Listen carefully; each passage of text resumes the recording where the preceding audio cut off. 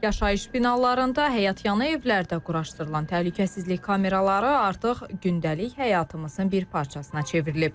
Əksər vətəndaşlar öz mülkünü və canını qorumaq üçün bu üsula əl atır.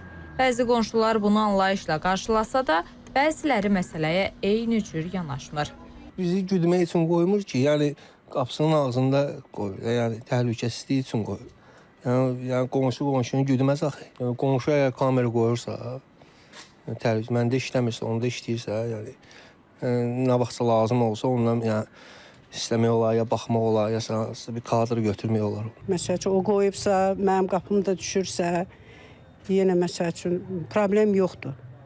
Bir şey olanda məsəl üçün baxırlar ki, görək nə var orada, nə yoxdur. Bizim qonşularda da var. Bir lazım olanda bir şey, məsəl üçün açıb baxırıq ki, görək nə var, nə yoxdur.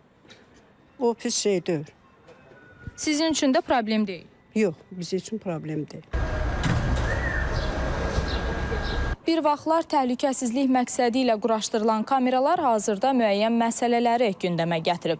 Hazırda qapı ağzına quraşdırılan kameralar müəyyən formada qanunsuzluq sayıla bilər. Yəni, şəxsi həyatın toxunulmazlığı. Bəs qanun belə halda nə deyir? Əgər şəxs qonşudan həmin təhlükəsizlik niyyəti ilə qurulmuş kameraların sökülməsini tələb eləyərsə və mülkiyyətçi tərəfindən bu sökülmələr həyata keçirilməzsə, o zaman vətəndaşın tam ixtiyarı çatır ki, bununla bağlı Azərbaycan Respublikasının Baş Prokurorluğuna və ya xüsusi ittiham qaydasında məhkəməyə müraciət etsin. Əgər bu təqsir məhkəmə tərəfindən təsdiq olunarsa, bununla bağlı deməli 1000 manatdan 2000 manata qədər cərimə cəzası, 240 saatdan 480 saata qədər ictimai işlər cəzası və ya 1 ilə qədər müddətə islah işləri cəzası tətbiq oluna bilər. Elə Ali Məhkəmənin qəbul etdiyi son qərar da bu cür mübahisələrə birdəfəlik aydınlıq gətirib.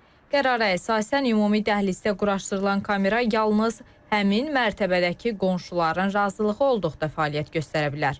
Əgər belə bir razılıq yoxdursa, kameranın bucağı yalnız onu quraşdıran şəxsin qapısını əhatə etməlidir.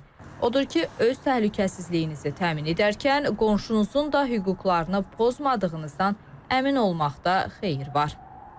Ləman Abbaslı, Ramil Novruzov, TV Xəbər.